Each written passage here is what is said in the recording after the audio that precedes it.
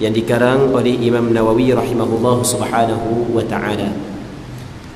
Kitab Al-Adhkar An-Nawawiyah, muslimin muslimat yang dirahmati oleh Allah subhanahu wa ta'ala, adalah suatu kitab yang dikarang oleh seorang ulama yang cukup terkenal, yang dikenali dengan Imam Abu Zakaria Yahya bin Sharaf An-Nawawi, yang mana Imam Nawawi dalam kitab ini mengumpul zikir-zikir pada Nabi sallallahu alaihi wasallam.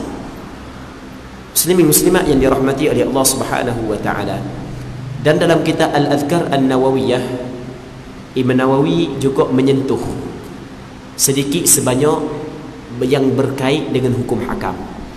Sebagai contoh, lepas daripada ini kita akan bincang berkenaan dengan ucapan as-salatu jami'ah ataupun as-salatu jami'ah. Imam Nawawi membincangkan permasalahan ataupun menyentuh sedikit hukum hakam di dalam kitab Al-Adhkar An-Nawawiyah. Kita muka surat 78. Katanya, kemudian solat sunat berjamaah disunat untuk mengucap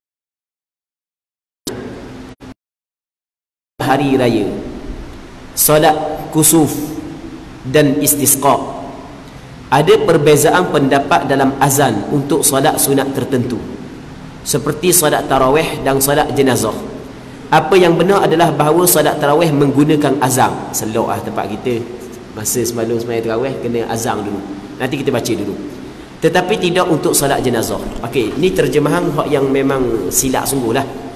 Mungkin kesilapan ketika edit. Ni terjemahan ni silap. Okey, nanti kita buat kesimpulan dulu atau kita baca balik apa yang yang disebut oleh Imam Nawawi. Muslimin muslimat yang dirahmati oleh Allah Subhanahu wa taala. Kalau sembahyang fardu 5 waktu disunatkan sebelum daripada kita sembahyang fardu, sama ada kita sembahyang seorang ataupun sembahyang berjemaah, sama ada sembahyang tunai ataupun sembahyang qada, sunat kita azan sebelum daripada tu untuk sembahyang fardu 5 waktu: zuhur, asar, maghrib, isya, subuh. Hari kita bincang dah sebelum daripada ni. Dan ada juga satu sembahyang sunat 2 kali azan. Mana? Sembahyang subuh. Sembahyang subuh sunat 2 kali azan. Di tempat kita tak ada banyak surau buat, masjid buat, tapi benda tu sebenarnya sunat. Sebenarnya adalah sunat.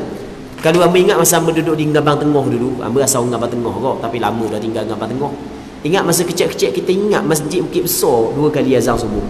Leni tak tahu takut ada orang marah kan, tak boleh kan azan subuh dia ni kan. Sebab benda pemerintah marah dia ni. Tak boleh azan awal-awal, takut ganggu orang tidur. Baik, dah tahu dah. Pemerintah tu maksudnya pemerintah Malaysia, bukan pemerintah Terengganu. Pemerintah Malaysia ni AP marah. Muslimin muslimat yang dirahmati oleh Allah Subhanahu wa taala. Jadi sembahyang subuh sunat 2 kali azan. Begitu juga sembahyang Jumaat. Sembahyang Jumaat di zaman Rasulullah, di zaman Sayyidina Umar, di zaman Abu Bakar. Sayyidina Umar sekali je azan. Tapi zaman Sayyidina Uthman menambah satu lagi azan. Dia tambah azan yang pertama. Jadi sebelum daripada azan tu imam duduk di atas mimbar, Sayyidina Uthman ditambah satu azan. Maka sampai ke sekarang menjadi sunnah yang dilakukan oleh sahabat, iaitu Sayyidina Uthman, bahawasanya sembahyang Jumaat 2 kali azan. Baik. Okey, habis bab berkenaan dengan azan. Adapun sembahyang yang lain selain daripada sembahyang fardu hak 5 waktu tadi, sembahyang sunat, maka ulama membahagikan sembahyang sunat terbagi kepada 2. Yang pertamanya sembahyang sunat yang dituntut dilakukan secara berjamaah. Yang keduanya sembahyang sunat yang tidak dituntut dilakukannya secara berjamaah. Sembahyang sunat yang dituntut dilakukan secara berjamaah sebagai contoh sembahyang hari raya puasa, hari raya haji, sembahyang istisqa minta hujan, sembahyang gerhana bulan, sembahyang tarawih. Ni sembahyang ni disunatkan buat secara berjamaah. Dan ada sembahyang sunat yang tidak disunatkan buat secara berjamaah. Sembahyang sunat rawatib tidak disunatkan buat secara berjamaah. Sembahyang sunat duha tidak disunatkan buat secara berjamaah. Okey. Kalau sembahyang yang tidak disunatkan buat secara berjamaah, sepakat tanpa ada khilaf di kalangan ulama mengatakan tidak sunat kata benda-benda pun sebelum daripada sembahyang. Tak sunat kata benda-benda pun. Okey, kalau sembahyang sunat yang tidak dituntut dilakukannya secara berjamaah. Itu yang pertama. Yang kedua, sembahyang sunat yang dituntut dilakukan secara berjamaah terbahagi kepada dua. Ada sebahagian disunatkan sebelum daripada sembahyang kita ucap as-salatu jami'ah ataupun as-salatu jami'ah. Kalau dalam mazhab Imam Syafi'i, yang pertama sembahyang sunat istisqa. Sembahyang sunat istisqa, sembahyang sunat minta hujan, ada sandaran daripada hadis. Ada sandaran daripada hadis dituntut kita ucap as-salatu jami'ah sebelum daripada sembahyang. Dia as-salatu jami'ah ada apa? As-salatu jami'ah pun dah apa? Dah makna dia as-salatu jami'ah, as-salatu jami'ah. As-salat salat sembahyang, jami'ah berjemaah, sembahyang secara berjamaah. Baik, sebelum daripada sembahyang istisqa, hatu sunat kita ucap as-salatu jami'ah. Dalam mazhab Imam Syafi'i dikata sama juga, diqiaskan sembahyang selain daripada istisqa, iaitu sembahyang istisqa ni sembahyang minta hujan, diqiaskan sembahyang hari raya, sembahyang gerhana dengan sembahyang, dengan maksudnya sunat juga sebelum daripada kita sembahyang kita ucap as-salatu jami'ah. Okey ya, habis masalah tu. Tinggal lagi masalah sembahyang tarawih dengan sembahyang jenazah. Sembahyang tarawih dengan sembahyang jenazah, sunat tak kita kata as-salatu jami'ah sebelum daripada sembahyang tarawih? Sunat tak kita kata as-salatu jami'ah sebelum daripada sembahyang jenazah? Masalah ni berlaku khilaf di kalangan ulama mazhab Imam Syafi'i. Berlaku khilaf. Ada sebahagian kata sunat, ada sebahagian kata tak sunat.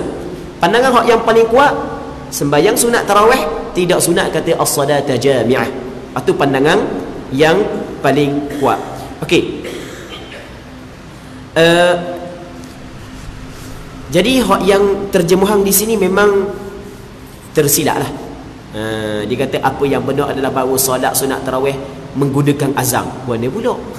Oh ni silap. Okey, tengok amba baca hak yang asal lah, teks asal, kitab Al-Azkar An-Nawawiyah hak yang Arab. Amba besar tengok besar, tapi sebenarnya kitab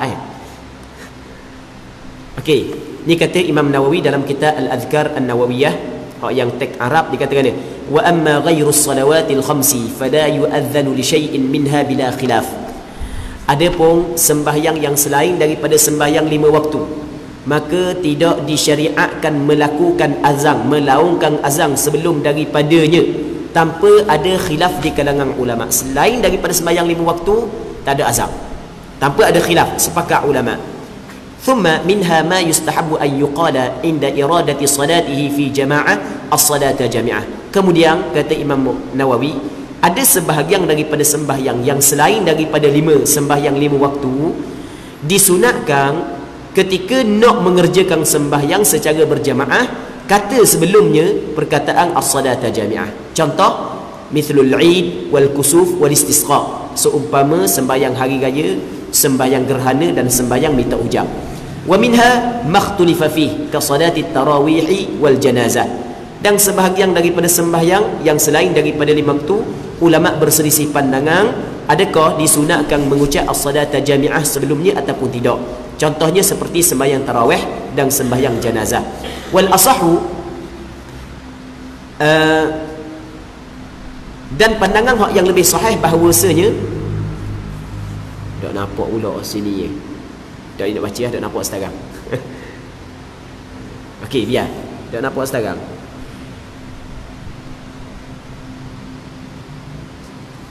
Fit tarawih dunal janazah. Nanti yang kena tengok asal. Tak nampak.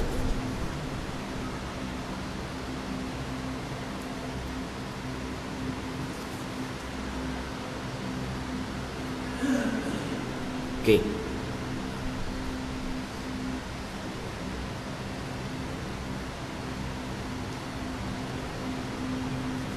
Wal asahu, dan pandangan yang lebih sahih, ni kata Imam Nawawi di dalam kitab Al-Adhkar An-Nawawiyah annahu ya'ti bihi fit tarawih. Jadi perkataan as-salata jami'ah dia kena datangkan pada sembahyang tarawih. Jadi sebelum sembahyang tarawih dia kata mana as-salata jami'ah dunal janazah, tidak sembahyang jenazah. Sebelum sembahyang jenazah tak perlu kata as-salata jami'ah. Tapi yang kita sebut tadi sebalik. Sebenarnya dalam masalah ni berlaku khilaf. Sehingga ke dalam kitab syarah kepada kitab Al-Adhkar An-Nawawiyah yang dikarang oleh seorang ulama besar juga, dikatakan khalafa fihi jam'un mutaqaddimun. Pandangan ni ramai ulama-ulama yang terdahulu berbeza dengan Imam Nawawi.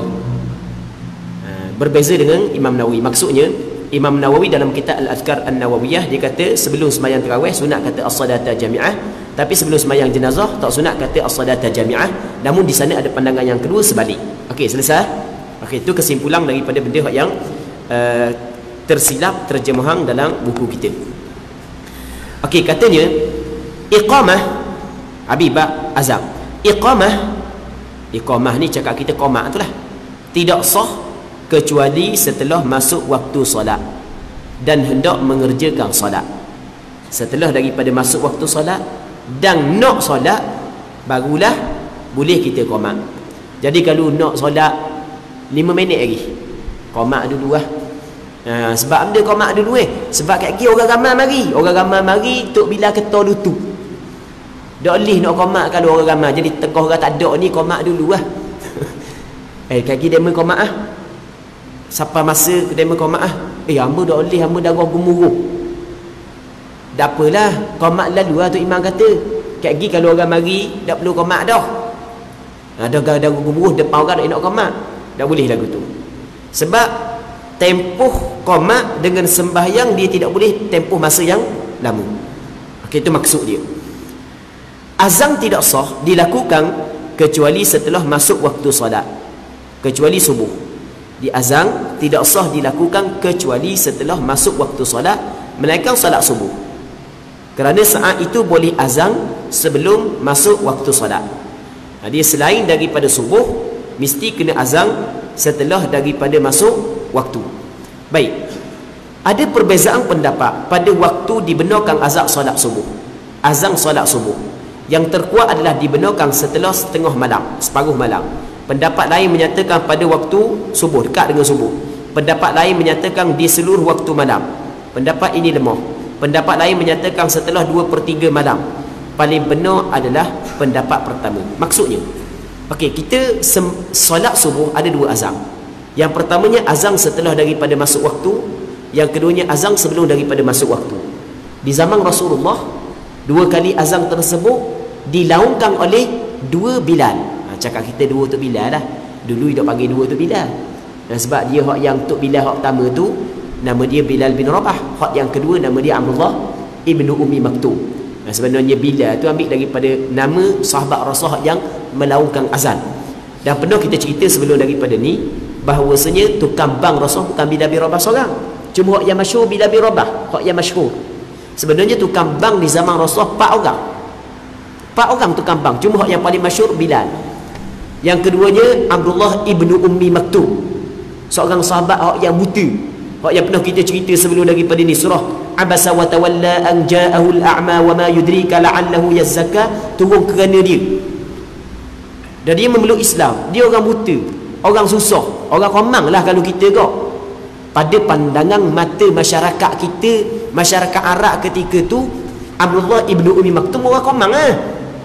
Pada pandangan mata masyarakat, tapi tidaklah pada pandangan Allah Subhanahu wa taala. Pada pandangan mata masyarakat komang lah, orang buta, orang susah.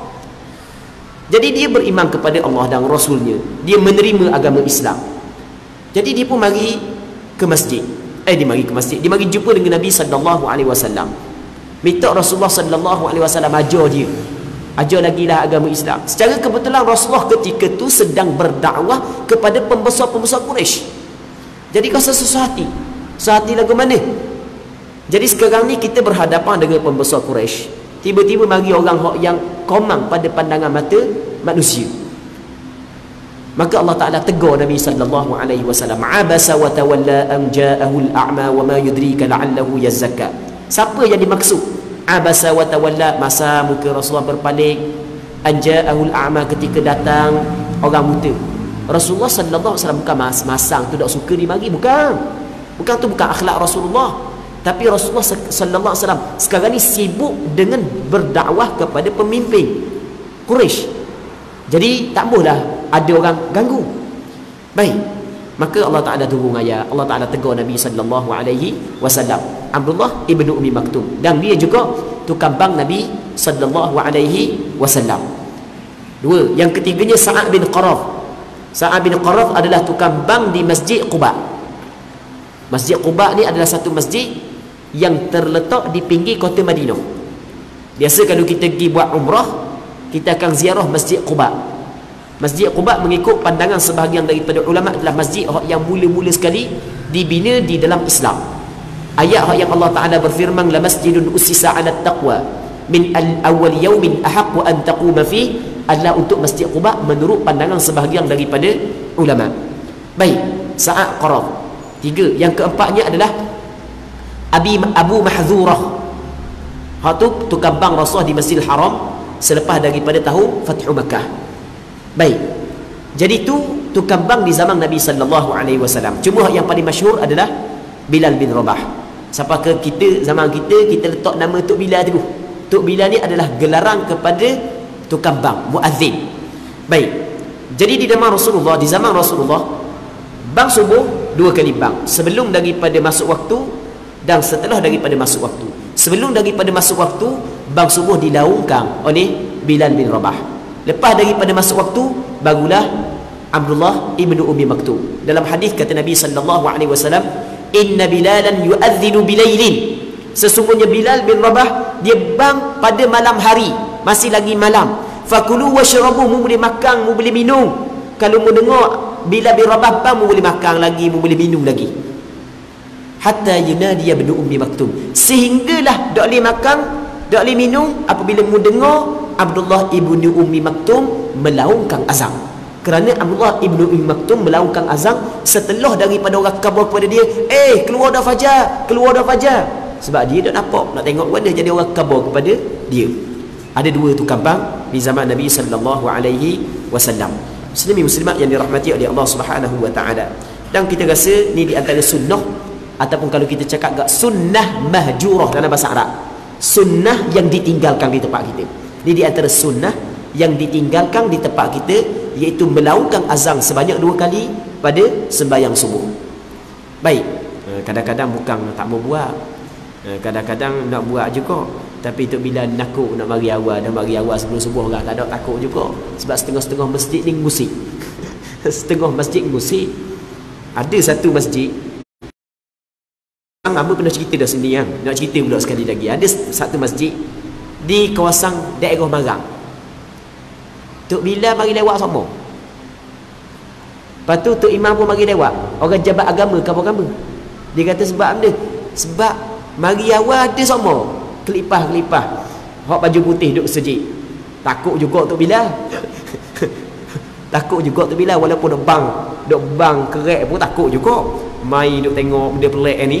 Lewat semua lagi hari Jumaat nak mari lagi tu duk sampai. Baik, muslimin muslimat yang dirahmati oleh Allah Subhanahu wa taala. Kata dia lagi. Okey, tadi kita baca dah. Jadi sekali lagi kita ulang. Azan subuh 2 kali bang. Bang apabila masuk waktu, bang sebelum daripada masuk waktu.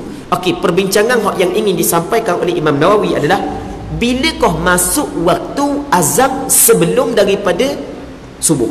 Bilakah masuk waktu azan yang sebelum daripada masuk waktu? Bilakah masuk waktunya? Ada beberapa pandangan. Ada pandangan sepanjang malam. Kalau pandangan sepanjang malam tu, lepas kita sembahyang isyak tu bang dah tu. Atas pandangan tu lah. Orang kata mana bang pula, tak di bang isyak, bang subuh. Okey, tu pandangan yang pertama. Pandangan yang kedua, dia kata mana setelah daripada masuk separuh malam, 1/2 malam.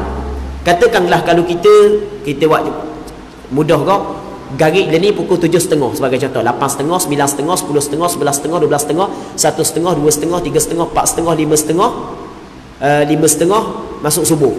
Contoh ni lebih kurang ni ya. Jadi bermakna 10 jam.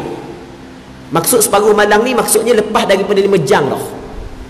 8.30, 9.30, 10.30, 11.30, 12.30. Masuk 12.30, masuk dah waktu dia. Pandangan yang kedua. Pandangan yang ketiga dia kata selepas daripada berlalunya 1/3 ke 2/3, 2/3 malam. Jadi hak yang 10 jam saat itu bagi 3, lebih kurang dalam 3 jam. Kita tak dalam 3 jam pula, 6 jam setengah lah. Contoh 6 jam setengah tu kan, 6 jam setengah 3, 6, betul kan, 6 jam setengah lebih kurang kan, 2/3, 6 jam setengah kita tak. Jadi benda 8.30, 9.30, 10.30, 11.30, 12.30, 1.30, pukul 2. Pukul 2 boleh dah bang. Okey. Dan ada pandangan yang mengatakan dekat-dekat dengan subuh. Dekat-dekat dengan subuh, sebelum daripada subuh sikit-sikit je. Maka kata Imam Nawawi rahimahullahu subhanahu wa ta'ala, pandangan yang paling benar adalah pandangan yang pertama. Mana pandangan yang pertama? Iaitu yang terkuat adalah dibenarkan setelah tengah malam. Maksudnya masuk separuh malam, 12.30 ke atas boleh dah. Itu pandangan yang paling kuat mengikut apa yang diterjih oleh Imam Nawawi di dalam kitab Al-Adhkar An-Nawawiyah. Okey, habis bab azan dan qamat. Cuma sebelum daripada kita masuk dalam bab baru, ada lagi yang Imam Nawawi nak sebut berkenaan dengan wanita dan khunsa. Tadi masalah azan dengan qamat untuk orang lelaki. Manakala orang puang lagu mana? Katanya wanita dan khunsa. Khunsa ni orang ada 2 alat kelamin. Tidak jelas lelaki puang. Kalau dia ada alat 2 alat pada lelaki, maka hukum dia lelaki. Kalau berat kepada puang, hukum dia puang. Tak jelas kan? Kalau dalam bahasa kita dipanggil khunsa muskil. Katanya wanita dan khunsa muskil boleh melakukan iqamah. Iqamah boleh, namun tidak boleh azan. Azan tak boleh sebab azan ni kena laungkan suara. Kerana kedua-duanya wanita dan khunsa dilarang untuk menguatkan suara. Dan kalau orang puang nasyid boleh ke tak? Nyanyi boleh ke tak? Masalah nasyid dengan nyanyi ni, kalau pandangan mazhab Imam Syafi'i lah, kalau kita nak tengok kepada pandangan ulama mazhab lebih luas lagi, panjanglah ceritanya. Sama juga dengan baca Quran, ulama kata makruh. Tapi kalau azan, kalau mazhab Imam Syafi'i hukum dia haram. Orang puang azan hukum dia haram kalau ada orang lelaki ajnabi, kalau sekiranya suara dia mendatangkan fitnah. Sekiranya suara dia mendatangkan fitnah, kawan tu molek-molek dengar suara dia, jadi pucak terus, duk teringat makan nasi pun duk lalu, macam lembu jatang duk gila ke lembu tina. Kita beli lembu jatang nak buat rebang, kita pun ikat lalu lembu tina nya tebang nak ke tina dok setarang dah, dok lalu makan kuah kering lembu. Okey, mendatangkan fitnah. Tapi lembu tak ada masalah lah sebab dia tak ada hukum, dia bukan mukallaf. Ni orang ni. Mazhab Imam Syafi'i, perempuan melaungkan azan di hadapan lelaki ajnabi, kalau sekiranya suara dia mendatangkan fitnah, hukum dia adalah haram. Sebab dia, sebab dituntut kepada kita mendengar suara azan. Apabila orang azan, sunat kita dengar. Apabila sunat kita dengar, jadi perempuan melaungkan azan, jadi seolah perempuan saat itu nak suruh orang lelaki dengar suara dia, sedangkan suara dia mendatangkan fitnah. Berbeza dengan nyanyi nasyid. Nyanyi dengan nasyid tak ada masalah dalam mazhab Imam Syafi'i. Tapi sebab dia, maksud tak ada masalah bukanlah haram, sebab tidak dituntut kepada orang lelaki dengar nyanyi, dengar nasyid. Tidak disyariatkan orang lelaki dengar nyanyi dengar nasyid. Tapi dalam masalah ni sebenarnya ada perbincangan di kalangan ulama fiqh. Hak yang kita bincang adalah menurut pandangan mazhab Imam Syafi'i radhiyallahu taala anhu. Muslimin muslimat yang dirahmati oleh Allah Subhanahu wa taala. Seterusnya, zikir ketika mendengar azan dan iqamah. Ketika kita dengar azan, ketika kita dengar iqamah, ada perkataan-perkataan yang sunat kita kata. Katanya disunatkan bagi orang yang mendengar azan dan iqamah untuk mengulangi bacaan tersebut. Jadi kalau tok bila azan, tok bila qamat, orang yang dengar saat itu sunat dia ulang balik, dia ikut sebagaimana Tok Bila kata sebagaimana Tok Bila ungkapkan laungkan. Apabila kita faham sunnah, jadi kalau kita dok kata pun dok dosa. Kalau kita dok kata pun dok dosa. Tu kita kena faham. Tok Bila azam, Tok Bila qama, kita dok ikut dok dosa. Tapi dok dosa pun kita telah meninggal perkara yang disunatkan. Kelebihan tak ada ah. Itu yang pertama. Dan kita kena sentuh juga satu benda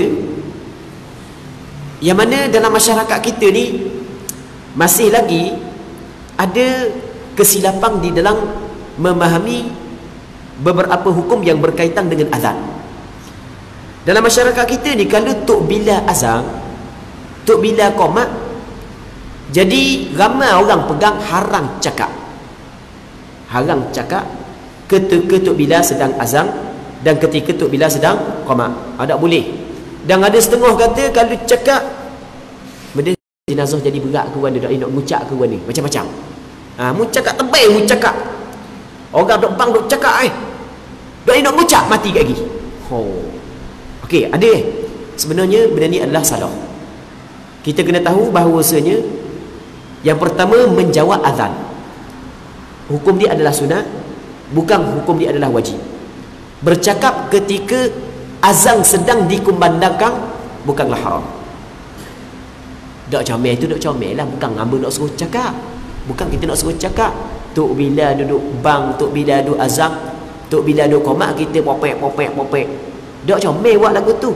Cuma kita buat benda dok comel, jangan kita terus letak hukum haram. Atau kita kena faham muslimat yang dirahmati oleh Allah Subhanahu wa taala. Baik. Jadi bercakap ketika azan bukanlah hukum dia adalah haram. Dan perkara tersebut dilakukan oleh sahabat Nabi sallallahu alaihi wasallam.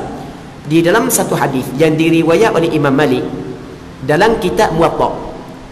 Imam Malik dalam kitab Muwatta dia meriwayatkan satu hadis daripada Sa'labah bin Abi Malik Al-Quradhi.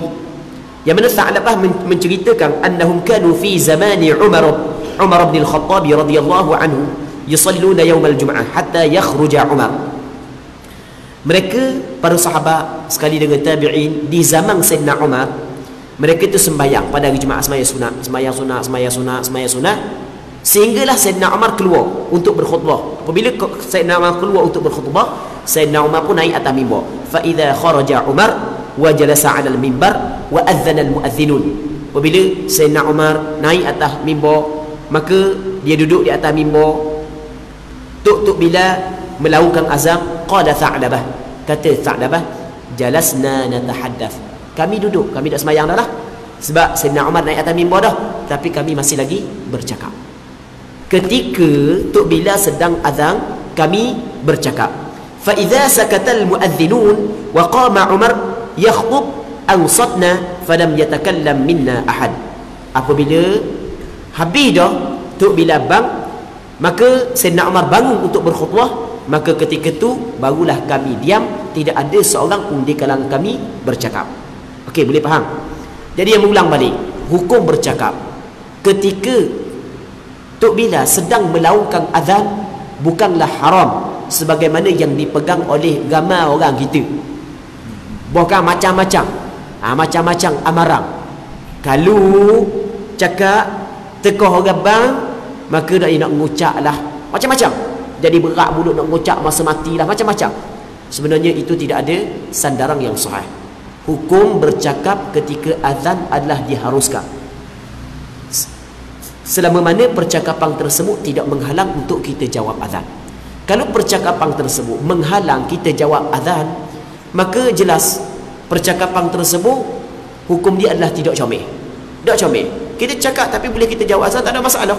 Dan benda ni pernah dilakukan oleh sebahagian daripada sahabat, sebagaimana hadis yang diceritakan oleh Sa'labah bin Abi Malik Al-Quradhi yang dikeluarkan oleh Imam Malik dalam kitab Muwatta, yang mana kata Sa'labah bin Abi Malik Al-Quradhi, kami di zaman Sayyidina Umar dulu, kami mari masjid awal, kami sembahyang sunat. Apabila Sayyidina Umar keluar naik di atas mimbar, maka orang bang pun bang, kami pun berhenti daripada sembahyang, kami duduk cakap sama-sama, kami tengok rebang lah. Kami dah cakap, mu cakap, aku tanya mu tanya aku. Kami berhenti semayang dah orang bang dah. Maka apabila Sayyidina Umar bangun untuk berkhutbah, maka ketika itu kami diam, tidak ada seorang pun di kalangan kami bercakap ketika Sayyidina Umar sedang berkhutbah. Okey. Itu benda yang perlu kita kena tahu, muslimin muslimat yang dirahmati oleh Allah Subhanahu wa taala. Disunatkan, bukan hukum dia wajib. Tapi ada tuntutan daripada syarak agar kita melakukannya. Bagi orang yang mendengar azan dan iqamah untuk mengulangi bacaan tersebut, kecuali pada bacaan hayya 'alas salah, hayya 'alal falah. Hak lain Allahu akbar ikut, Allahu akbar ikut, asyhadu an la ilaha illallah ikut.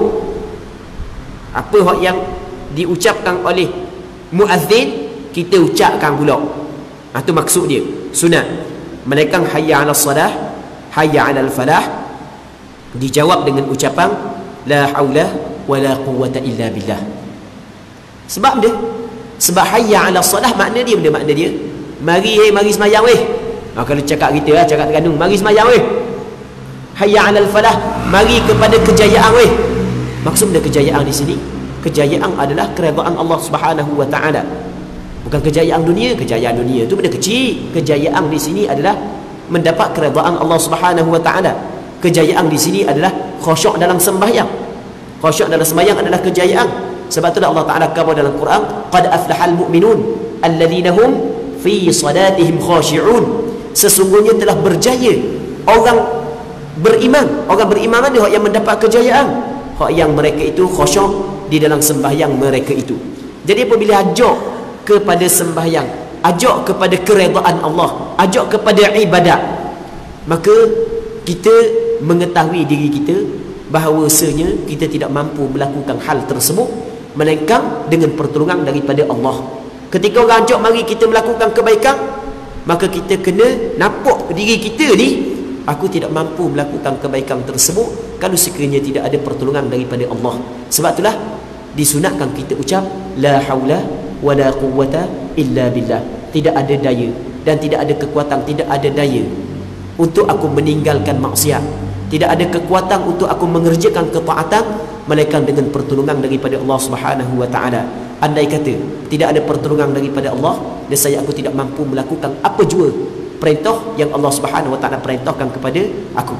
Jadi ucapan la haula wala quwwata illa billah sebenarnya untuk mendidik kita. Sebelum daripada kita buat sembahyang, kita kena baiki dah niat kita. Kita kena baiki dah hati kita. Kerana hati adalah tempat pandangan Allah. Aku mampu buat ini adalah pertolongan daripada Allah. Kenapa aku nak sombong? Kenapa aku nak riak? Kenapakah aku nak ujub dengan ibadat hak yang aku buat? Orang hak yang ujub, bangga diri, kagum. Orang hak yang riak ketika melakukan kebaikan, kerana dia melihat kebaikan itu dia yang buat, dia tidak melihat bahawasanya kebaikan itu adalah anugerah daripada Allah Subhanahu wa taala.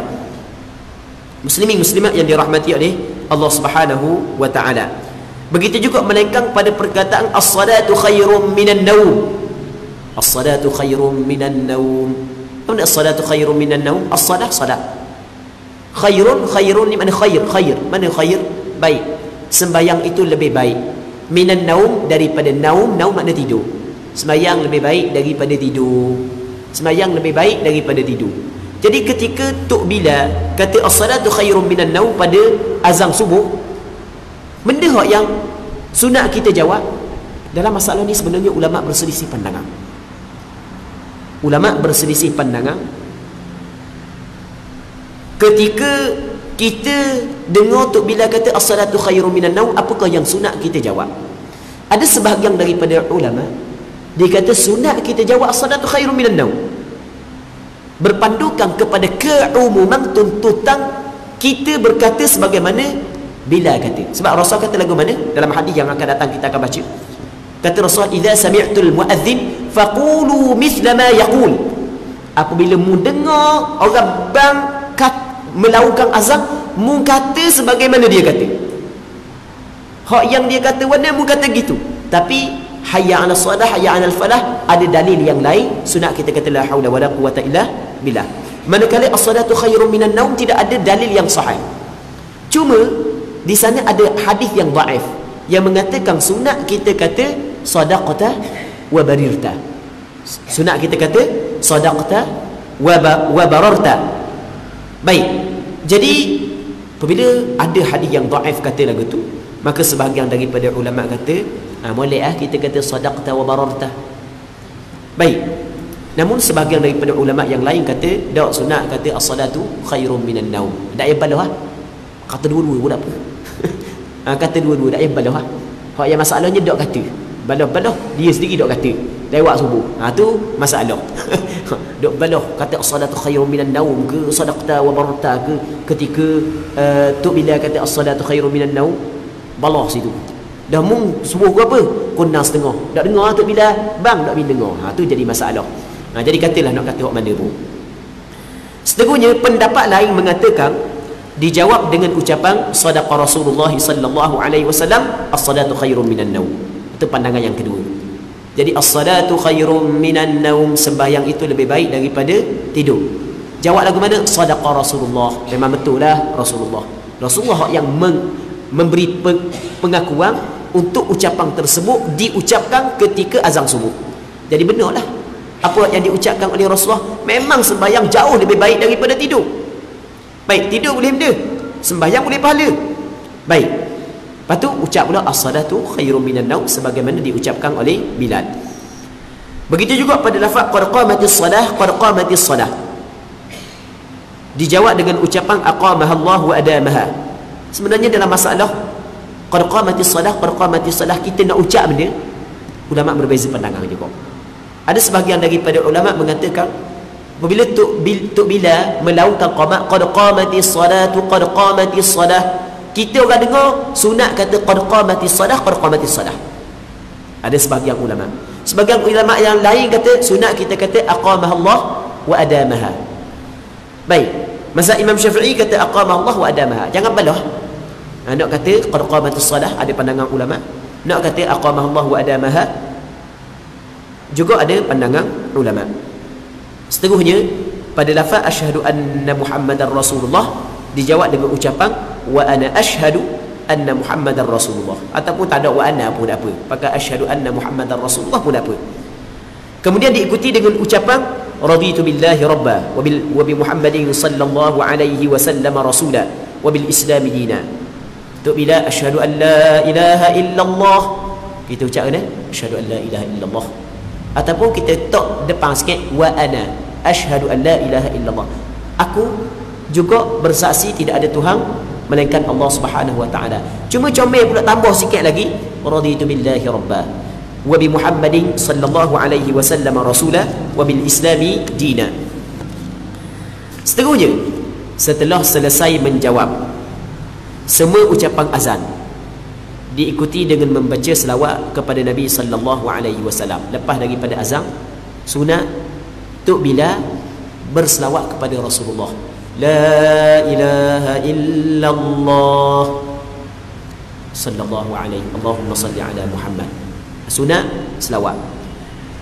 Ada sesetengah negara Arab selepas daripada Tok Bilal melaungkan azan, Tok Bilal tu punya selawat pakai speaker teguh.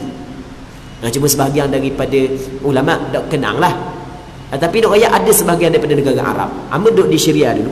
Lepas daripada Tok Bilal azam, Tok Bilal pada Rasulullah.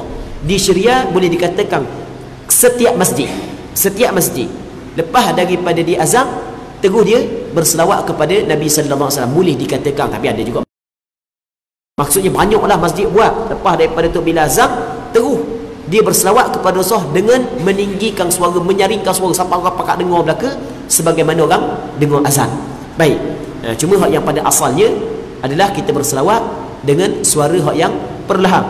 Lepas daripada selawat kepada Nabi sallallahu alaihi wasallam. Sama juga kita orang hak yang dengar azan selepas daripada Tok Bilal selesai azan, sunat kita berselawat kepada Nabi sallallahu alaihi wasallam. Dan tuntutan berselawat kepada Rasulullah selepas daripada azan adalah bersandarkan kepada hadis yang sahih yang diriwayat oleh Imam Muslim dalam kitab sahihnya. Nabi sallallahu alaihi wasallam sebut dalam satu hadis, kata Rasulullah, hadis yang diriwayat oleh Imam Muslim, idza sami'tul muadzin faqulu mithla ma yaqul thumma sallu alayya. Kata Rasulullah, apabila mendengar orang bang melaungkan azan, maka katalah sebagaimana dia kata, lepas daripada tu hendaklah kamu berselawat kepada aku.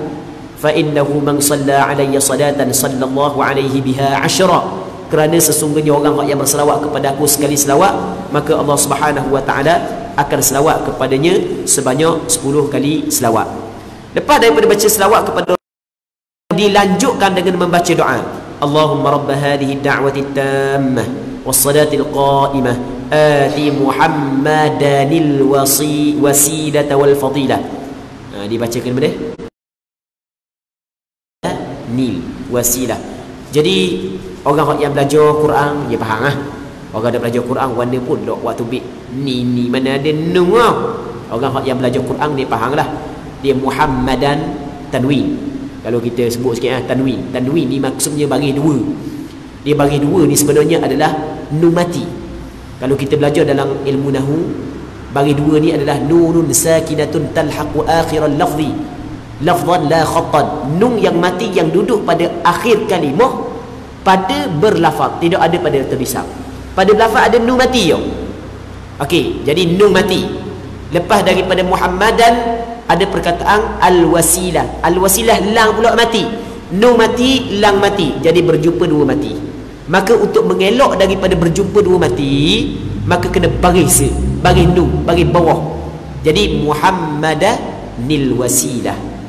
Dalam Quran banyak dah ayat-ayat yang kita kena waktu bik nun kecil, bagi bawah. Orang yang belajar Quran dia faham lah. Ati Muhammadanil wasilata wal fadilah wa ba'athu maqaman mahmudan alladhi wa'adta. Maksud dia, ya Allah, Tuhan kepada seruang yang sempurna ini. Ya Allah, kita berdoa, Tuhan kepada seruang. Dakwah, apa maksud dakwah di sini?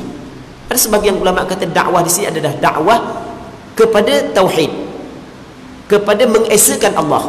Tuhan kepada dakwah kalimah tauhid. Ada setengah kata dakwah di sini adalah seruang kepada sembahyang. Jadi berlaku khilaf di kalangan ulama dalam menafsirkan makna dakwah di sini.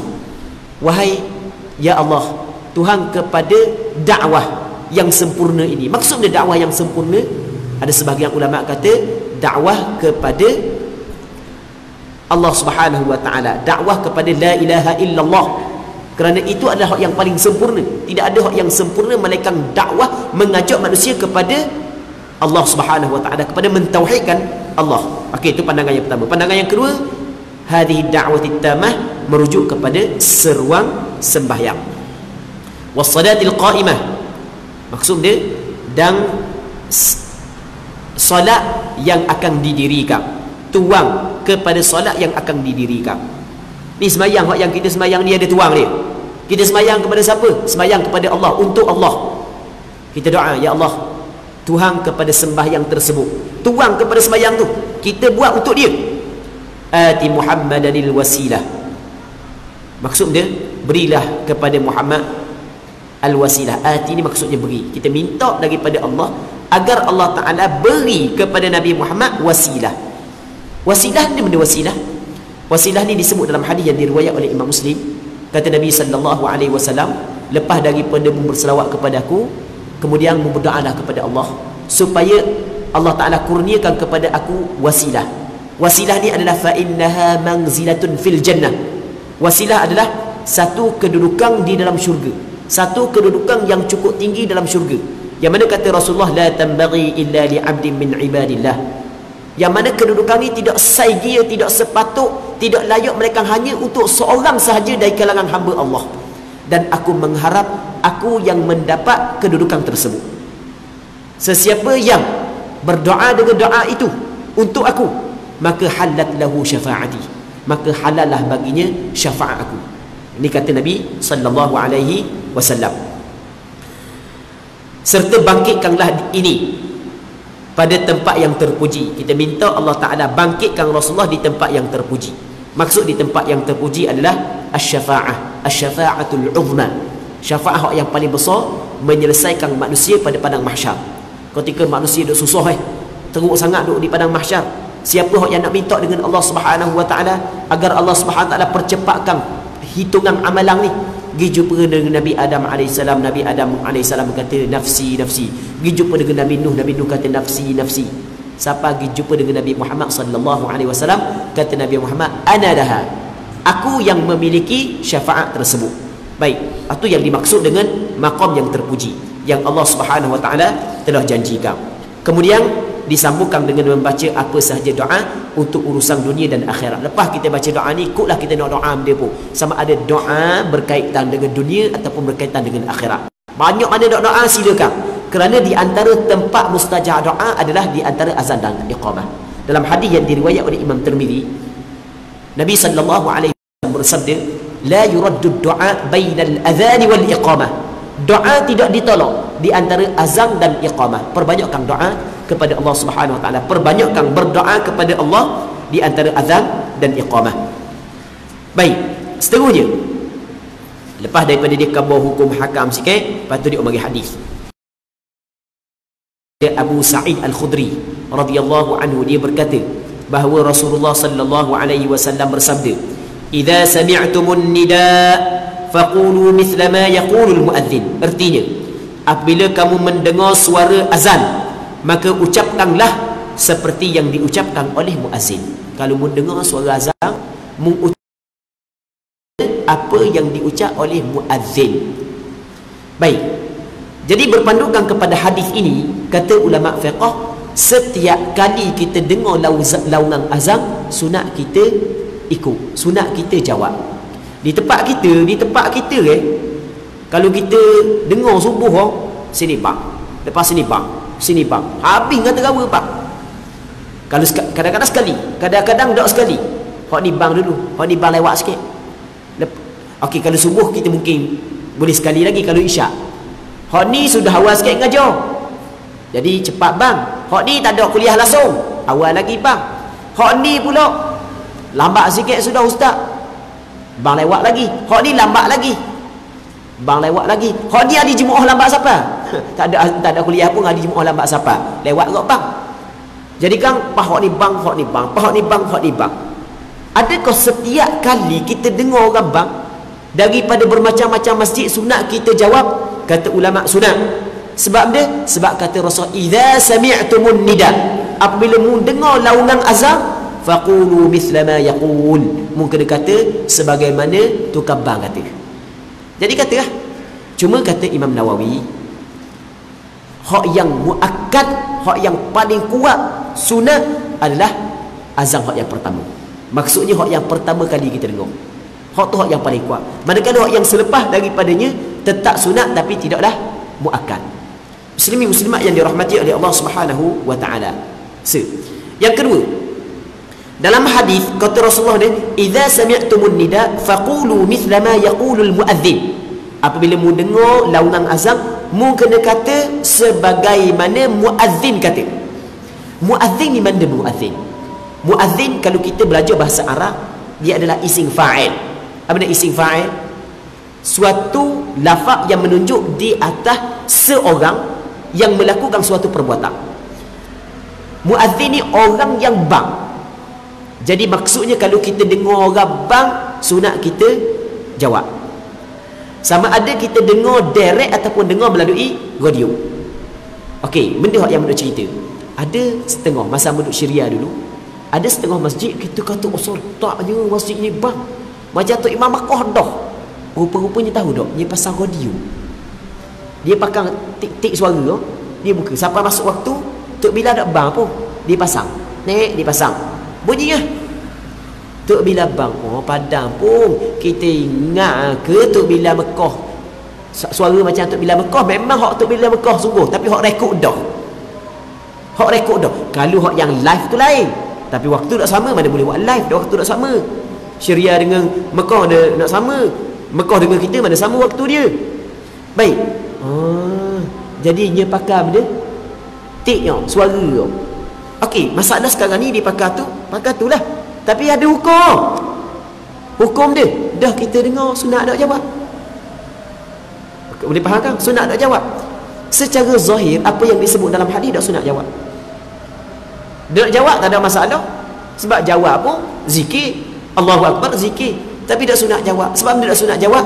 Sebab dalam hadis kata Rasulullah, faqulu mithla ma yaqulul muadzin. Mu kena kata sebagaimana muadzin kata. Sekarang ni muadzin ke? Bukan muadzin. Okey, boleh faham kan? Muslimin muslimat yang dirahmati oleh Allah Subhanahu wa taala. Hadis ini diriwayat oleh Bukhari dan Muslim di dalam kitab sahih bagi keduanya. Seterusnya daripada Abdullah bin Amr bin Al-As radhiyallahu anhuma, bahawa dia mendengar Nabi sallallahu alaihi wasallam bersabda, "Idza sami'tul muadzin faqulu mithla ma yaqul, thumma sallu alaihi, fa innahu man shalla alayya salatan sallallahu alaihi biha 'ashra, thumma sallallahu liyal wasilah, fa innaha manzilatun fil jannati la tanbaghi illa li'abdin min 'ibadillah, wa arju an akuna ana huwa, faman sa'ala liyal wasilata halat lahu syafa'ah." Maksudnya, apabila kamu mendengar suara muazzin, maka ucapkanlah seperti apa yang dia ucapkan. Kemudian berselawatlah kepadaku, kerana siapa yang berselawat kepadaku sekali, maka Allah Ta'ala akan berselawat kepadanya 10 kali. Kemudian mintalah wasilah kepada Allah untukku, kerana ia adalah suatu kedudukan di syurga yang tidak patut diperolehi kecuali hanya untuk seorang hamba-hamba Allah, dan aku berharap akulah hamba tersebut. Sesiapa yang memohon wasilah untukku, maka berhak mendapat syafaat. Muslimin muslimat yang dirahmati oleh Allah Subhanahu wa taala, dalam kita membincangkan berkenaan dengan jawab azan, kadang-kadang masa kita mengajar ada masjid lain melakukan azan sebagaimana hak yang kita dengar saat ni. Okey, apakah hak yang dituntut kepada kita? Apakah yang dituntut kepada kita? Ustaz tengah cakap, okey, orang hak yang dengar, jelaslah jawablah azan. Hak yang dengar, adakah maksudnya diwajibkan kepada orang hak yang tengah mengajar saat itu kena berhenti sekejap jawab azan, ataupun tidak diwajibkan? Okey, nak kata wajib tak wajib, kita kena tengok apakah hukum jawab azan. Hukum jawab azan adalah disunatkan, menjadi bermakna tidak wajib jawab. Baik, nak berhenti hak tu hak yang paling comel. Berhenti sekejap, jawab azan sekejap. Tapi hamba tak sedar saat ni, sampai ke habis azan baru sedar. Tak sedar. Baik, sebenarnya benda tu benda ada keluasan dan tidak menjadi masalah. Kita tidak berhenti, walaupun sebaik-baiknya kita jawab azan ketika mana kita dengar laungan azan. Muslimin muslimat yang dirahmati oleh Allah Subhanahu wa taala. Hadis ini diriwayat oleh Imam Muslim dalam kitab sahihnya. Seterusnya daripada Umar bin Al-Khattab radhiyallahu anhu berkata, Rasulullah sallallahu alaihi wasallam bersabda, "Idza qala al-muadzinu Allahu akbar, faqala ahadukum Allahu akbar, thumma qala asyhadu an la ilaha illallah, qala asyhadu an la ilaha illallah, thumma qala asyhadu anna Muhammadar Rasulullah, qala asyhadu anna Muhammadar Rasulullah, thumma qala hayya 'alas salah, qala la haula wala quwwata illa billah, thumma qala hayya 'alal falah, qala la haula wala quwwata illa billah, thumma qala Allahu akbar, qala Allahu akbar, thumma qala la ilaha illallah, qala la ilaha illallah, min qalbihi dakhala al-jannah." Maksudnya, apabila muazzin mengucapkan Allahu akbar, kemudian seorang daripada kamu mengucapkan Allahu akbar, diikut, dijawab. Kemudian apabila muazzin mengucapkan asyhadu an la ilaha illallah, dia mengucapkan asyhadu an la ilaha illallah. Kemudian muazzin mengucap asyhadu anna Muhammadar Rasulullah, dia mengucap asyhadu anna Muhammadar Rasulullah. Apabila muazzin mengatakan hayya 'alas salah, dia kata la haula wala quwwata illa billah. Apabila muazzin kata hayya 'alal falah, dia kata la haula wala quwwata illa billah. Apabila muazzin kata Allahu akbar, dia kata Allahu akbar. Apabila muazzin kata la ilaha illallah, dia kata la ilaha illallah. Dia kata, dia jawab azan saat itu daripada lubuk hatinya, bukan lala, bukan tengah main WhatsApp Allahu akbar, tengah balas WhatsApp. Senyum saat itu bukan senyum kerana sedap jawab azan, sedap berzikir, senyum kerana nakal dalam WhatsApp hak ni senyum hak ni tapi mulut jawab. Hak tu bukan daripada hati, hak tu lalai. Jawab daripada hati, jawapan tersebut memang daripada hati. Allahu akbar, Allah maha agung, Allah maha agung. Benda hak yang dia dapat, kata Nabi sallallahu alaihi wasallam, dakhalal jannah, masuk syurga Allah Ta'ala. Dia akan masuk syurga Allah. Kata Rasulullah, maka dia akan masuk syurga. Muslimin muslimat yang dirahmati oleh Allah Subhanahu wa Ta'ala, perkataan dakhalal jannah, kalau kita nak bincang dalam bahasa Arab, perkataan dakhala ni dipanggil fa'il madhi. Fa'il madhi adalah fa'il yang menunjuk di atas suatu perkara yang telah berlaku. Dia telah masuk syurga. Itu maksud dia. Sedangkan tak masuk lagi syurga, akan datang masuk syurga. Kenapakah Rasul kata telah masuk syurga? Kerana Rasul kamu yakin dia akan masuk syurga Allah Subhanahu wa Ta'ala, sehingga kan macam masuk dah. Dalam penggunaan bahasa Arab, kalau sekiranya benda tu yang diyakini berlaku, maka orang Arab akan guna benda tu telah berlaku.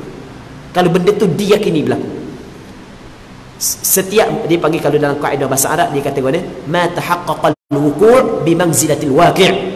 Perkara yang diyakini akan berlaku seperti telah berlaku. Sebab itulah Rasulullah sallallahu alaihi wasallam mengguna fa'il madhi. Dia telah masuk syurga Allah. Maksudnya oleh kerana diyakini dia akan masuk syurga Allah Subhanahu wa Ta'ala, seolah-olah dikatakan dia telah masuk syurga Allah Subhanahu wa Ta'ala. Hadis ini dikeluarkan oleh Imam Muslim di dalam kitab sahihnya. Muslimin muslimat yang dirahmati oleh Allah Subhanahu wa Ta'ala, kita baca sikit lagi. Seterusnya daripada Sa'ad bin Abi Waqqas radhiyallahu anhu, daripada Rasulullah sallallahu alaihi wasallam, baginda sallallahu alaihi wasallam bersabda, man qala hina yasma'ul muadzin asyhadu an la ilaha illallah wahdahu la syarika lah wa anna muhammadan abduhu wa rasuluh raditu billahi rabba wa bil muhammadin sallallahu alaihi wasallam rasula wa bil islam dina, wa fi riwayatin man qala hina yasma'ul muadzin wa ana ashhad. Artinya, sesiapa yang ketika mendengar suara muazzin, dia pun dengar orang bang, lepas daripada selesai orang bang, dia baca ni, asyhadu an la ilaha illallah wahdahu la syarika lah wa anna muhammadan abduhu wa rasuluh raditu billahi rabba wa bi muhammadin sallallahu alaihi wasallam rasula wa bil islam dina. Aku bersaksi bahawa tidak ada Tuhan yang patut disembah selain daripada Allah satu-satunya, yang tiada sekutu baginya, dan bahawa Nabi Muhammad adalah hamba dan rasul Allah. Aku redha Allah Ta'ala sebagai Tuhanku, Muhammad sebagai rasulku, dan Islam sebagai agamaku, maka akan diampuni dosa-dosanya. Baik, dalam riwayat yang lain, siapa yang ketika mendengar suara muazzin kemudian mengucapkan dan aku bersaksi, dan aku bersaksi, wa ana ashhadu. Ni ashhadu, ni wa ana, ditak wa ana je depan. Boleh belaka kita nak guna ashhadu saja pun tak apa, wa ana ashhadu pun tak apa. Hadis ini diriwayat oleh Imam Muslim di dalam kitab sahihnya. Muslimin muslimat yang dirahmati oleh Allah Subhanahu wa Ta'ala, seterusnya kata Imam Nawawi lagi, kami meriwayatkan dalam Sunan Abu Dawud daripada Aisyah radhiyallahu anha dengan sanad yang sahih, bahawa apabila Rasulullah sallallahu alaihi wasallam mendengar suara muazzin, baginda bertasyahud dan berkata, dan aku. Rasul bertasyahud. Rasul bertasyahud, Rasul kata asyhadu. Seterusnya daripada Jabir bin Abdullah radhiyallahu anhuma, bahawa Rasulullah sallallahu alaihi wasallam bersabda, man qala hina yasma'un nida Allahumma rabb hadhihi ad-da'wati at-tammati was-salati al-qa'imah ati Muhammadan al-wasilata wal-fadilah wa ba'athu maqaman mahmudan alladhi wa'adta halat lahu syafa'ati yawmal qiyamah. Hadis ini sama dengan hadis yang sebelum. Artinya, sesiapa yang ketika mendengar azan mengucapkan Allahumma rabb hadhihi ad-da'wati at-tammah was-salati al-qa'imah ati Muhammadan al-wasilata wal-fadilah wa ba'athu maqaman mahmudan alladhi wa'adta, maka akan mendapat syafaatku pada hari kiamat. Allah, kita muslimin muslimat yang dirahmati oleh Allah Subhanahu wa Ta'ala, kita adalah hamba Allah Ta'ala yang sering melakukan dosa. Rasanya tidak ada seorang pun di kalangan kita yang terselamat dan terpelihara daripada melakukan dosa. Semua kita tidak terlepas daripada melakukan dosa. Kita tahu diri kita, maka kita amat-amat mengharapkan syafaat daripada Nabi sallallahu alaihi wasallam. Antara cara untuk kita mendapat syafaat Rasulullah adalah setelah daripada azan, kita baca doa azan yang kita sebut tadi.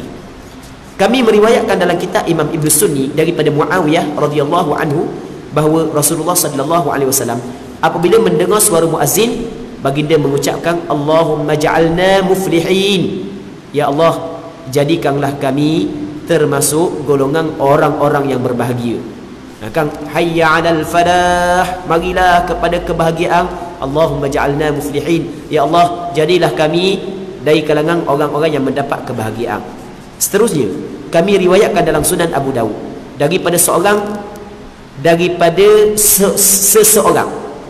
tidak dijelaskan siapa seseorang ni, daripada Syahr bin Hausyab, daripada Abu Umamah Al-Bahili, bahawa Bilal melautang iqamah ketika dapat sampai pada lafaz qad qamatis salah, Nabi sallallahu alaihi wasallam mengucapkan aqamahallah wa adamaha. Maksudnya semoga Allah Taala sentiasa menegakkannya sembahyang dan mengekalkannya. Baik, pada semua lafaz iqamah yang lain beliau mengucapkan sama seperti yang tertera dalam hadis Umar tentang azan. Okey, pada semua lafaz iqamah yang lain beliau mengucapkan sama seperti yang tertera dalam hadis Umar tentang azan. Allahu akbar, Allahu akbar, Allahu akbar, Allahu akbar, asyhadu an la ilaha illallah, sama je. Cuma pada qamatis salah aqama Allah wa adamaha. Cuma hadis ini adalah hadis dhaif. Namun walaupun hadis dhaif, Imam Nawawi mengatakan hadis ni boleh diamalkan. Sebab itulah dalam mazhab Imam Syafi'i, ketika kita dengar qamatis salah, sunat kita kata aqamaha Allah wa adamaha. Okey, hadis yang last sekali sebelum kita berhenti, sebab kita akan masuk bab baru, doa setelah azan.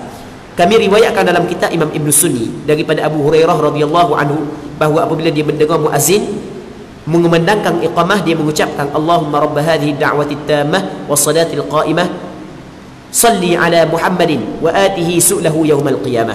Artinya, ya Allah, Tuhan bagi seruang yang sempurna, Tuhan bagi salat yang akan didirikan, limpahkan selawat kepada Nabi Muhammad dan tunaikanlah permintaannya pada hari kiamat.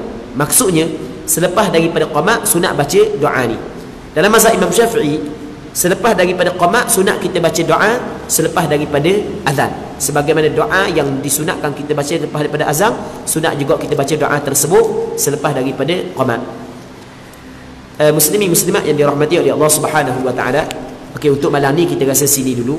Kita berdoa kepada Allah Subhanahu wa taala agar Allah Subhanahu wa taala memberkati majlis ilmu yang kita adakan pada malam yang mulia ini, dan semoga sama-sama kita dapat mengambil manfaat. Dan kita bermohon, kita minta daripada Allah Subhanahu wa taala agar Allah Subhanahu wa taala bagi taufik kepada kita, bagi kekuatan kepada kita untuk kita beramal apa yang kita belajar pada malam ni. Semoga dengan amalan tersebut kita dapat mencapai keredaan Allah Subhanahu wa taala. Allah Subhanahu wa taala a'la wa a'lam. Allahumma haqqiqna bi ittiba'i nabiyyika Muhammadin sallallahu alaihi wasallam zahiran wa batinan. Allahumma وصل اللهم وسلم وبارك على سيدنا محمد وعلى آله وصحبه أجمعين والحمد لله رب العالمين.